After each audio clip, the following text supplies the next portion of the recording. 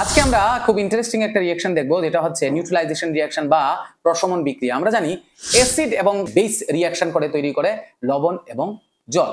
এটা একটা বিকার, এটা একটা বিকার, তার মধ্যে নিলাম জল, তার মধ্যে নিলাম জল। এইটার মধ্যে আমরা একটু অ্যাসিড দিয়ে দিলাম, সালফিউরিক অ্যাসিড, তার মানে এটা অ্যাসিড হয়ে গেল, ক্লিয়ার।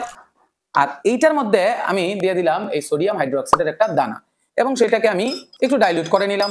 আমরা জানি ফিনোক্সিলিন যে ইন্ডিকেটরটা আছে সেটা বেসের মধ্যে যখন পড়ে ম্যাজেন্টা বা ডিপ পিঙ্ক হয়ে যায়। দেখো ডিপ পিঙ্ক হয় কিনা, দেখো এই যে দেখো ডিপ পিঙ্ক কালার হয়ে গেল। এইবার আমি এইটাকে বেস এর মধ্যে অ্যাসিড ধীরে ধীরে ধীরে ধীরে আমি ঢালতে থাকবো, দেখি কি হয়। এই যে দেখো ধীরে ধীরে সেটা কালারলেস হয়ে যাচ্ছে এবং আলটিমেটলি লাস্ট পর্যন্ত কিন্তু সেটার কালার চলে গেল। মানে এটার মধ্যে যে অ্যাসিডের যে ধর্মটা ছিল